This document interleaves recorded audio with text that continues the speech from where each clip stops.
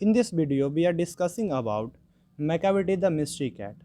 This poem is related to class 12 of BSCB. तो आज के वीडियो में हम लोग देखेंगे Macavity the mystery cat.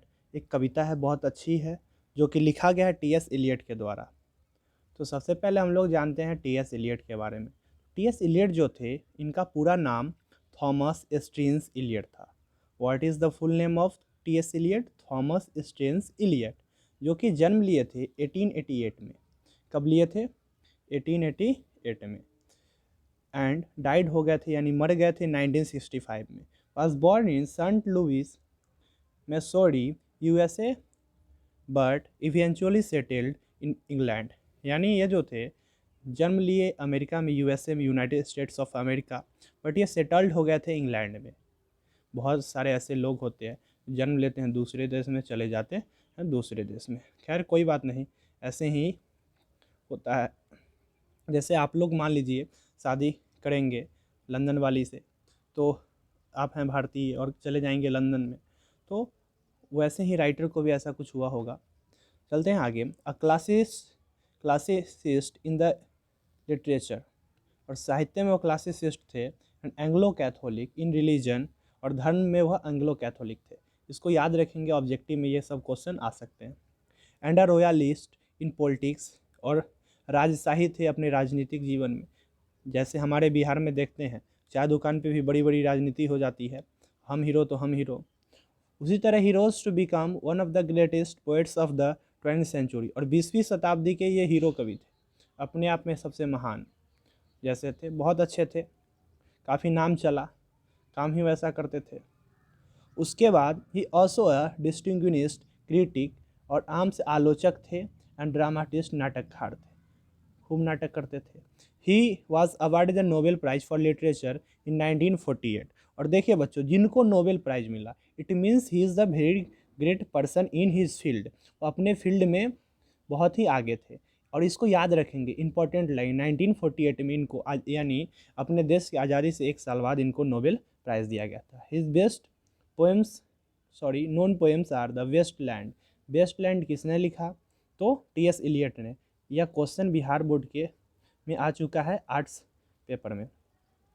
Us Wednesday and four quarter. तो यहाँ पे राइटर जो हैं, ये सब चीज़ खुद लिखे थे। As a poet and spokesman, writer एक कवि थे, स्पोक्समैन प्रवक्ता थे। फॉर ही स्पोक्समैन को हम लोग इंग्लिश में दूसरा प्रवक्ता यानी लेक्चरर भी बोलते हैं। For his age he truly represents the intellectuals, social and philosophical moods of the 20th century.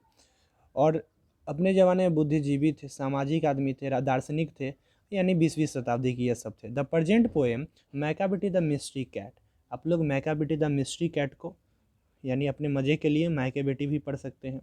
Is the from his collection, संग्रह से लिया गया है, जो संग्रह का पूरा नाम है ओल पॉसम्स बुक ऑफ प्रैक्टिकल कैट। और ये भी इंपॉर्टेंट है, लेकिन ये एग्ज़ाम में आपको नहीं पूछेगा, क्योंकि ये ऑप्शन में बहुत लंबा आ जाता है और ऑप्शन इतना बड़ा देगा नहीं बिहार बोर्ड, इसीलिए ये क्वेश्चन नहीं आता। लेकिन हाँ, आप लोग अगर दूसरे बोर्ड से हैं तो इसको याद रखेंगे, इंपॉर्टेंट है। तो उसके बाद आगे बात चलते हैं। उसके बाद हम लोग बात करेंगे which has been made into very successful music on the stage by the great composer sir Andrew Lloyd Webber. उसके रचनाकार थे यह, बहुत अच्छा। इनके ये मैकाविटी द मिस्ट्री कैट एक म्यूजिक रचना किया गया उस पर, जो कि है sir Andrew Lloyd Webber. It is the light poem in the mock heroic vein. It is not need any solemn और डिटेल्ड एनालिसिस। अब राइटर कहते हैं इसमें कोई एनालिसिस का ज़रूरी नहीं है यहाँ पे। तो काफ़ी अच्छा पोएम है। 1 मिनट रुकेंगे। It is the light poem in the mock heroic vein. It does not need any solemn और detailed analysis. It's the charm comes from its neat rhymes, यानी लय गीतमय है, एकदम बहुत अच्छा है, किसी का जरूरत नहीं है। And galloping rhythm as well as the comic effect of monster criminal. Writer here is the discuss about monster criminal मिस राक्षस जैसा अपराधी who is in fact a cat. थी तो यह बिल्ली, लेकिन मॉन्स्टर से कम नहीं थी, अकॉर्डिंग टू राइटर। पता नहीं अब कैसी बिल्ली रही होगी। चलते हैं, इसका जो है आपका समरी पूछा जाता है अपने एग्जामिनेशन में। तो आइए समरी को हम लोग देखते हैं, और ऑब्जेक्टिव के लिए ऊपर छोटा छोटा पॉइंट है, काफ़ी इंपॉर्टेंट है। तो चलिए समरी देखते हैं। उसके बाद कहते हैं this poem has been composed by T.S.. Eliot. आप लोग याद रखेंगे, यह पोएम टी.एस. एलियट के द्वारा लिखा गया है। इन दिस पोएम, इस कविता में, he described Macavity the mystery cat. Macavity एक रहस्यमयी बिल्ली है। अकॉर्डिंग टू द पोएट, कवि के अनुसार, Macavity is the name of a cat which is mystery. Macavity एक बिल्ली का नाम है जो कि रहस्यमयी है। मिस्ट्री मीन्स रहस्यमयी। He is called the Hayden पाउ, और उस बिल्ली को गुप्त पंजा वाला बिल्ली कहा जाता है। क्या कहा जाता है? गुप्त पंजा वाला बिल्ली। हम लोग कलर चेंज कर लेते हैं मार्कर का, और ये ठीक है, पिंक ठीक है। चलिए, हाइडेन पाउ यानी ऐसी बिल्ली जो थी, यानी दौड़ती थी तो पता नहीं चलता पंजा कहाँ पे रखती थी। हाइडेन गुप्त पंजा वाला बिल्ली से कहा जाता है। इज़ नॉट एन ऑर्डिनरी, यह साधारण बिल्ली नहीं थी, यानी मामूली बिल्ली नहीं थी जैसे हमारे गांव वाले होते हैं, आके आपका दूध चोरी करके चले गए। ये और भी खतरनाक थी। But cat because is the master criminal, क्योंकि एक मास्टर अपराधी थी। एंड आउटलॉ, कानून तोड़ने वाली थी, नियम को तोड़ने वाली थी। He does not activity of these so secretly that the police of London are perplexed, यानी लंदन की पुलिस भी घबरा गई थी, इस तरीके से यह चोरी करती थी, ऐसी बिल्ली थी। They can't find out the clue when ever, और कोई चीज़ का क्लू ढूंढिए नहीं पाता था। और यहाँ पे एक बात और याद रखेंगे आप लोग, ये जो लंदन पुलिस जो है उसको कहा गया है यहाँ पे स्कॉटलैंड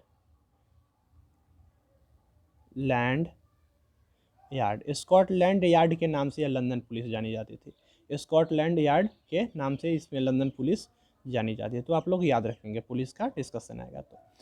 देख आगे चलते हैं हम लोग। When ever they reach he disappear from the place of crime, और जब भी कोई पुलिस ऑफिसर वहाँ पे जाते थे जहाँ पे क्राइम हुआ, कोई क्लू ढूंढने, बट जैसे वहाँ पहुँचे तो वहाँ पे कुछ मिलता ही नहीं था, सारा का सारा बिल्ली गायब हो जाता था।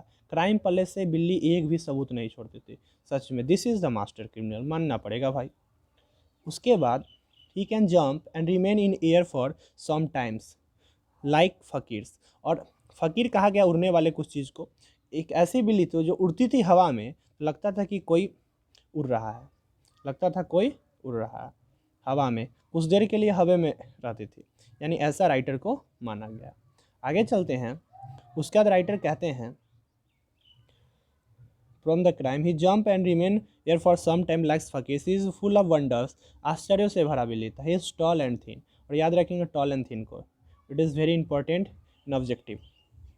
ये लंबी थी और पतली थी। ही इज़ अ जिंजर, और जिंजर कैट थी, जिंजर कैट के नाम से जानी जाती थी। हीज आइज आर सकेन इन, और इसका जो आँख था वो धंसा हुआ था अंदर की तरफ। किस तरफ? अंदर की तरफ। उसके बाद राइटर कहते हैं, चलेंगे इसको आगे कर लेते हैं। सकेन बट ही ऑलवेज, सॉरी छूट गया था। हीज विस्कर्स एंड अनकॉम्ड, और उसका मूछ जो था वो बिना कंघे का लगता था, यानी आर अनकॉम्ड, बिना कंघे किए हुए लगता। अब बताइए ज़रा आप भी, राइटर क्या बता रहा है? कोई बिल्ली कंघा करती है क्या? उसको फेयर लवली लगाना है? नहीं ना। फिर भी उसका जो मूछ था कंघा नहीं था, लिपस्टिक नहीं था, सॉरी माफ़ कीजिएगा, लिपस्टिक नहीं, कंघी नहीं था। He keeps on moving, his head moves like a snake, और उस सर जो घुमाती थी उस सांप की तरह, किसके जैसे? सांप के जैसे घुमाती थी। बड़ा खतरनाक था। अब स्नेक की तरह आदमी डरिए जाएगा, बेचारा भागिए जाए उठ के। एंड ही ऑलवेज अलर्ट, हमेशा सतर्क रहती थी। अगर मान लीजिए हम पकड़ने जाएंगे ना जाल लेके, तो भागिए जाएगी, आधा सोती थी आधा जाग जाती थी। Anybody finds him half asleep, जब भी कोई इसे देखता तो आधे सोई रहती, क्योंकि जान, क्रिमिनल लोगों का जान बड़ा खतरनाक होता है। He is always wide awake, पूर्णतः ही जगा हुआ रहता था, हर हमेशा, आधा सोती थी आधा जागती थी। ही चीट्स पीपल एट कार्ड्स में लोगों को चीट कर लेती थी, ताश भी खेलती थी का हो। लूट्स फूड को लूट लेती। Is is the common thing of cats, any cats. Drinks milk, दूध को पी जाती थी, जैसे हम लोग की मामूली बिल्ली करती है, मामूली अपना लोग का बिल्ली करती है। स्टील्स ज्वेल्स, गहना चुरा लेती थी। किल स्मॉल डॉग्स, बाप रे बाप, ये बड़ा खतरनाक है, छोटे छोटे कुत्तों को मार डालती थी।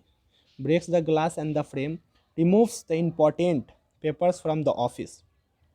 अब देखो, इसको पुलिसों से बड़ा प्रॉब्लम था, उसका जाके ऑफिस में पेपर इधर उधर कर देती थी, but he is a never found there after crime. लेकिन जब भी क्राइम होता, पेपर इधर उधर है, चोरी हो गया, ग्लास को फोड़ डाली, चाहे कोई क्राइम हुआ, लेकिन कभी आज तक पकड़ाई नहीं कि वह क्राइम की थी, लेकिन सब जानता था। All the secret service staffs, यानी गुप्त विभाग के कर्मचारी लग गए, सच में ये बिल्ली वाकई कमाल की थी। Know his activity but the can not prove him guilty, कोई एक्टिविटी पकड़िए नहीं पाता था उसका, और ना उसको कोई दोषी साबित करता था। लेकिन किसी को दोषी साबित करने के लिए वहाँ पकड़ाइएगा तब ना कहिए कि हाँ यह किया, लेकिन ओकरा पते नहीं चलने देते थे आदमी कि हम ही किए हैं। Because by the time he keeps on taking rest 1 mile away from the crime place. अब मान लीजिए जहाँ पे क्राइम हुआ उसके जस्ट 1 मिनट नहीं लगता था, 1600 मीटर दूर, यानी 1 किलोमीटर 600 मीटर, अब बोले तो अपने हिंदी में 1 माइल दूर हो जाती थी। बहुत फुर्तीली थी, हवा में उड़ जाती थी फकीर के जैसे। He is not an ordinary criminal, मामूली क्रिमिनल नहीं थी, मास्टर क्रिमिनल थी। He is the leader of his gang, और तोड़ी की तो गैंगो बना के चलती थी वो।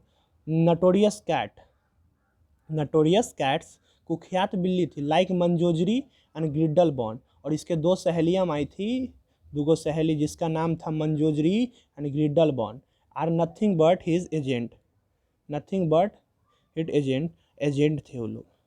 आगे चलते, the poet calls him Napoleon of crime, it is the most important line of in this poem.